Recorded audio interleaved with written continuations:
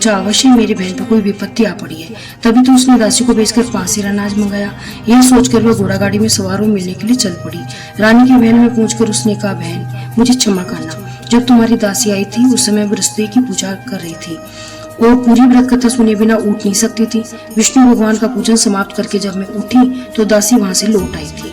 रानी ने बहन को सारी दुख भरी कहानी सुनाकर कहा, मैंने दासी को 5 सेर अनाज लाने के लिए भेजा था।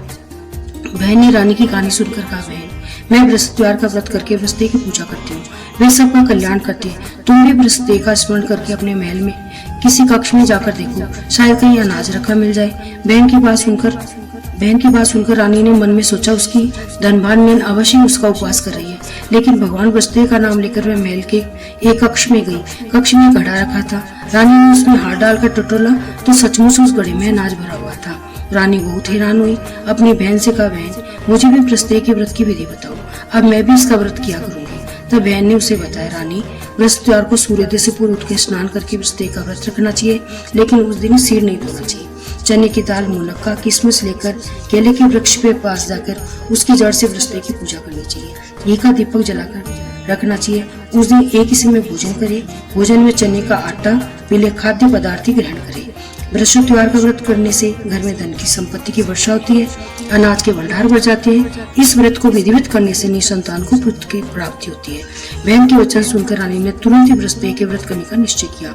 7वें दिन जब बृहस्पतिवार आया तो रानी ने बृहस्पतिवार का व्रत किया।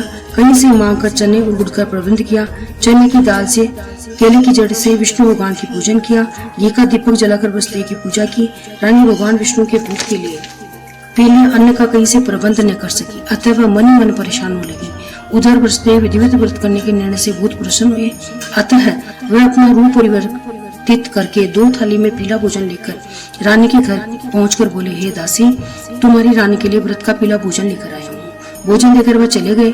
दासी ने रानी से बृहस्पति का भोग लगाकर उसे भोजन करने के लिए कहा। रानी को कुछ पता नहीं था। वह दासी से बोले, दासी क्यों नहीं धनता में मेरा उपवास करती है?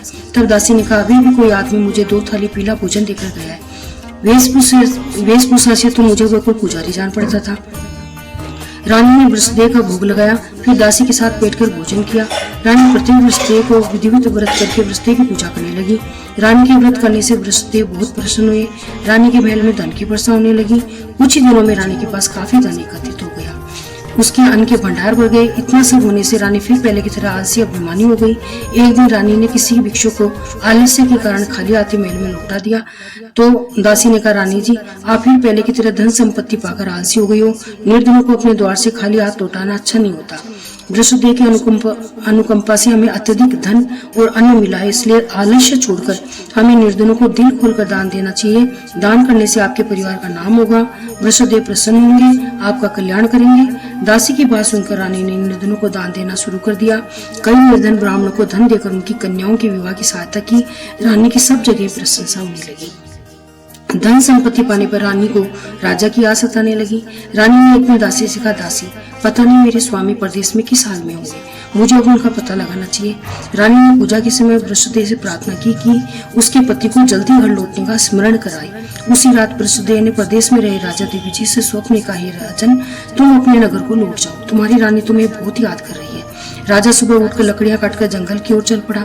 जंगल से गुजरते हुए सोचने लगा कि रानी की गलती से कितनी दुख भोगनी पड़े।